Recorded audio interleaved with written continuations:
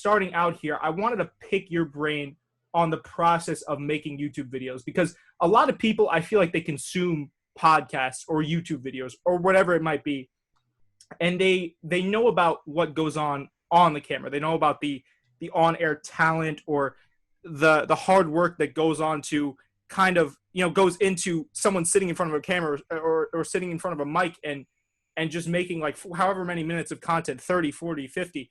But they're kind of like, they don't know about the minutia outside of that bubble. So I was wondering, like, starting out, what kind of made you want to get into YouTube? Was it a certain thing? I know you had a love for sports and video games. I know that's how you kind of started, but like what made that jump for you? Honestly, when I came back, I didn't expect to come back to this at all. Like, I had, done some brief stuff in the past, but nothing that I expected, to take off. More just out of passion, but, like, I had just stopped. I mostly went along with life. The big thing that, like, really, like, got me back into it was surprisingly the 2016 election. Really? Because I was being pissed off at, like, media coverage and just how everything was bullshit. Yeah, I'm not like a Trump fan or anything like that, but it's just like it was just biased as hell. Well, I think we can both agree here that on both sides with the media, a lot of modern day media has really, really just gone off the deep end. It's really just degraded.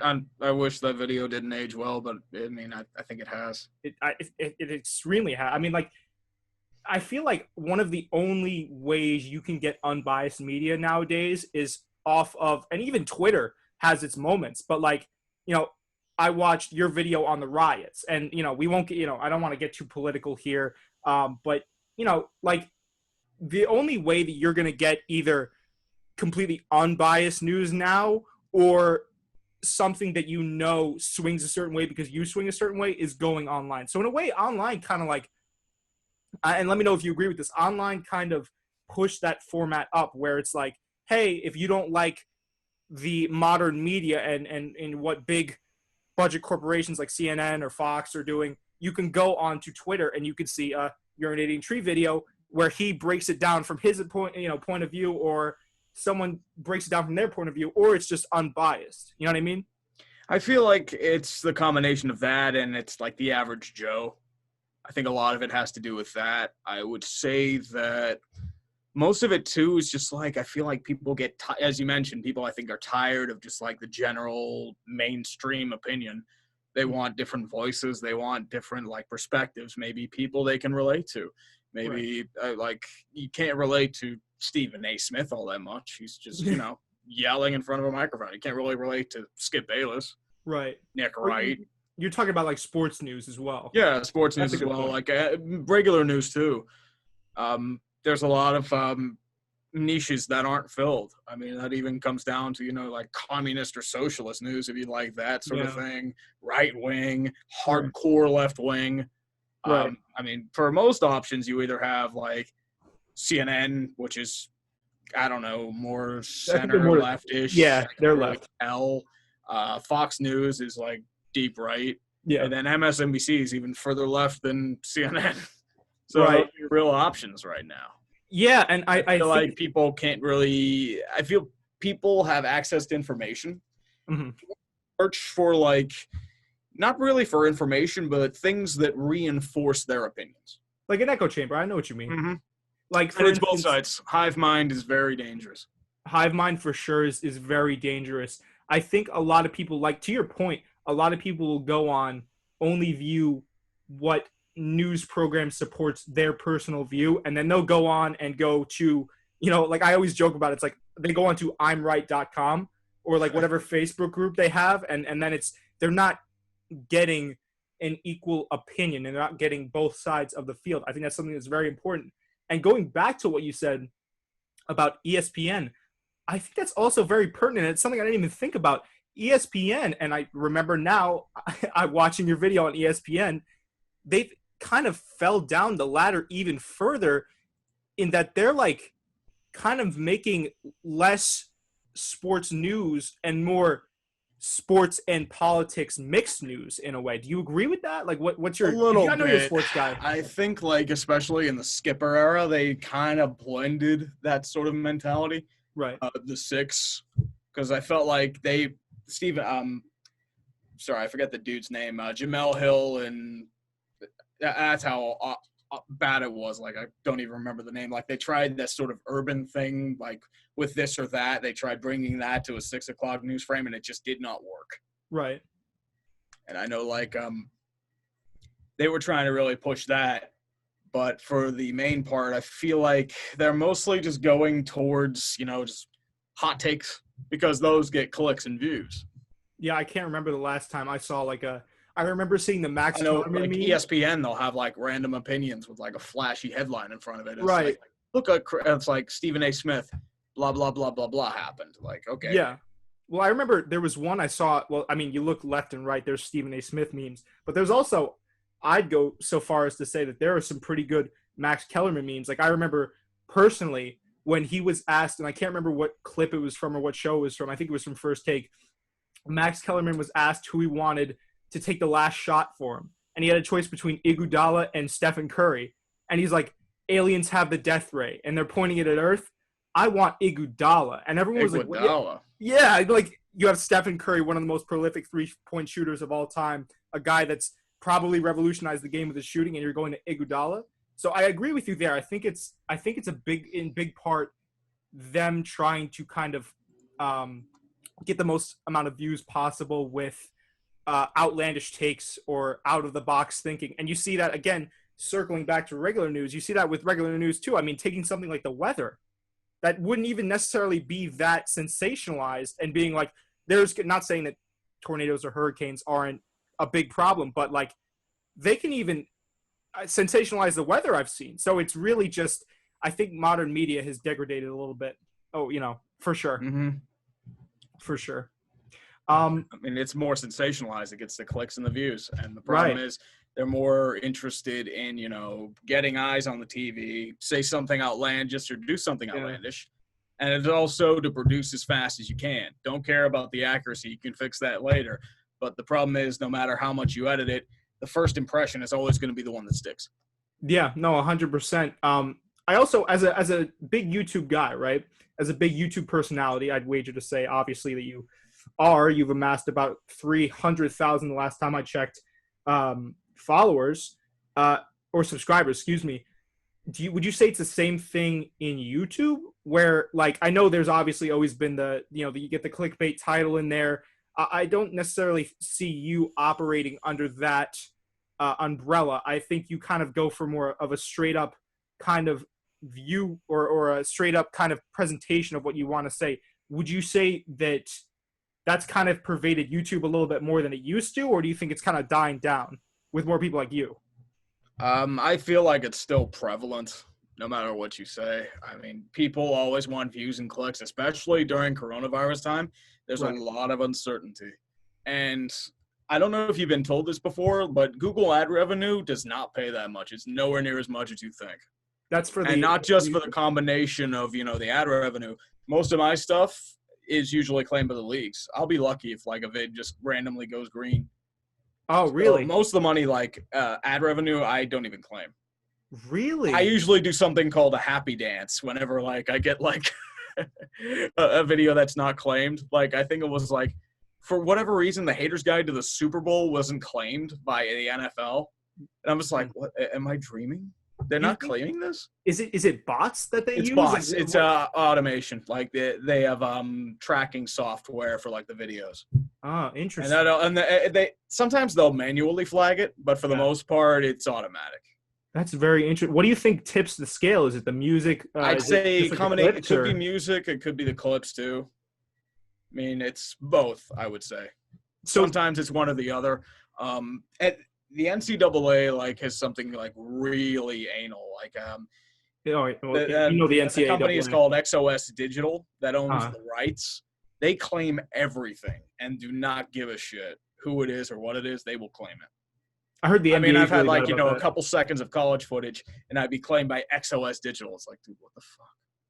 I've heard the same thing with NBA, or is it no? It might be NHL. NHL does a little bit of that. NFL does a decent bit. MLB is kind of mixed. Well, do you think that has something to do with them not Well, I could get your take on this too. Do you think that MLB obviously they're struggling a little bit with ratings? I saw your video. I think it was back in 2017 where you said they were kind of struggling with With the stadiums. attendance, yeah, Yeah, like a ticket lot sales. of they're having trouble. But I Right. mean, they're having trouble for different reasons right now. Well, we can get to that later. Mm, But do you think that part of the reason why MLB isn't as strict with their kind of, I guess, striking down on videos is because they're maybe trying to get more clips out there? Because if I feel like if they marketed their athletes better, me and my friend always talk about this. Um, if they market their athletes better, they'll probably be more popular, I'd imagine, and could actually compete with it. I mean, because like for me, I think with a lot of baseball fans, and let me know if you feel the same way. Trout could be widely regarded as one of the best baseball players of all time. easily. And Right. remember, didn't the MLB say that it's his fault that he's not more recognized? I didn't even see that, but I mean, I remember hearing that. yeah, Like I remember an article. It's like, what?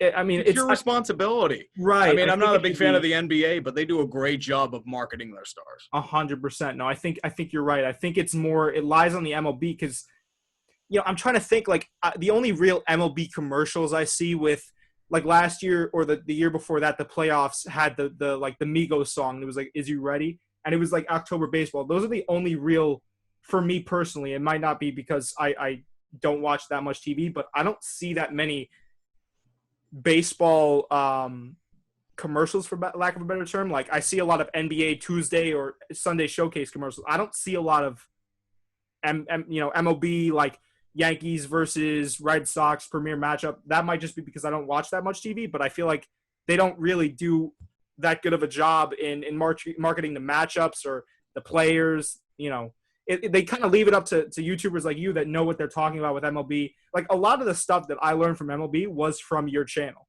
Hmm. So it's like, and I try to watch all the Mets games. I try to watch the Yankees games, but like, it's tough because forget that there's so many players out on a diamond at once. There's so many players on one team at once, and like you've got so many different players. Like it would just help a lot more to get awareness of their sport. I feel like if they actually marketed their athletes even a little bit better. Mm-hmm.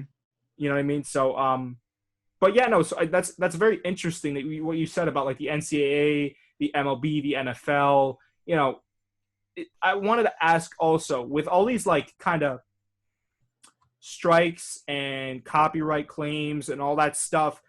And I know, I watched a lot of your State of the Tree videos in preparation for this episode. Mm. And you would kind of mention like the life of a YouTuber, the tribes and tribulations that come along with that. Can you describe that for me? Like what's it like when, say, you don't get that green light, and you're like, oh, dude, like I can't make any money off. Like, what's that like? And what's it like being original and staying original and kind of making new content? I'd say like my biggest stressor is like, trying to find stuff that people will find entertaining. Right. Because the moment you get content, I feel like you're done. And it gets to the point where it's like, it's not the kind of stress that you relate with like work, like it's more physical stress. Like this is more of a mental stress. It's a different kind of stress that you can't really prepare for. And a lot of people don't understand. And I mean, I get it. Like, because you think like, oh, you're a YouTuber, you don't have a real job or anything like that. It's just, there's a lot of stuff. It just like drags. Like video editing, it's basic, it's easy, but it's very time consuming. It's a pain in the ass. That's something that people also find the footage, get the footage, grab the footage, and then splice it up and make sure it's lined up properly. Making sure you get licensing. Well, that too. Or I mean, most of the time it's just like I put what feels good in there. So like, how long would you say an editing process takes for you? It depends. I mean, there are some that take like about 10 hours to make. Yeah. Like the sports balls, those are pretty basic, like 5 to 10, because you've gotten speed at that point. Maybe if I'm lucky, but like that, I don't know if that counts. Like watching the games and assessing everything. Right. So and then there's like legacies of failure, which I have no idea how long those take. Probably plus all the research too, because I know you go extremely in depth. So you have to find, and then like the hardest part would be like finding the rare footage, because in the Mike Keenan video, the hardest thing I had finding were early 2000s Panthers vids, because all I could find were fights and the random highlight with Pavel Bure. There was nothing else. There was nothing on Mike Keenan. There was nothing on the ownership. There was nothing on any of their games. I mean, I managed to find one game with Todd Bertuzzi. Right. Just like, whoa, Todd Bertuzzi in a Panthers uniform. That's like haram. Yeah, I mean, listen, man, that sounds incredibly stressful. Like for these podcasts, usually, like I just had the other day for the last episode. Funnily enough, I finished editing that up today, so that took me about 2 days with the editing, with the video and everything. I sat the length was around like an hour and 54 minutes, and man, that took me about 2 days in full to edit. So I can only imagine what it's like for you, having to do research, blocking it up, editing, and then also that stress, like you said, of like, dude, are people gonna react well to this? Like, how are people gonna take this in? So, I mean, I got a great deal of respect for guys like you that, once you get bigger, you might be tempted to outsource your editing to someone else, but this is a one-man operation essentially. Yeah. I mean, for the most part, like I've had like one person help with like title cards Right. because he wanted to do it. I mean, title cards aren't my strength, Yeah. but like for the most part, it was just like that. Yeah. Oof. I can only imagine, man.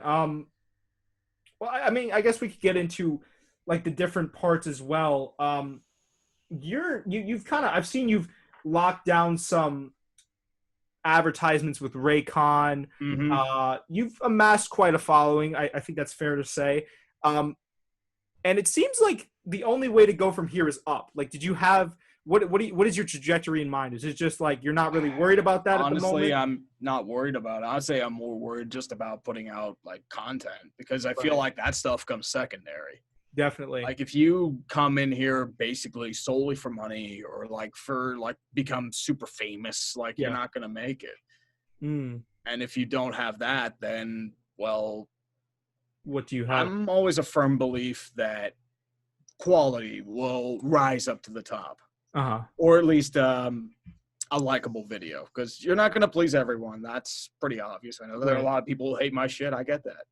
Uh-huh. That's the glory of the public forum. Right. So it is what it is. I mean, when I started out, like when I decided to do this more full time, I was waiting tables too. So like, I also think that's dope that you just made that jump too. Like I gotta say. Well, it's also the thing too, is when I decided to change it up.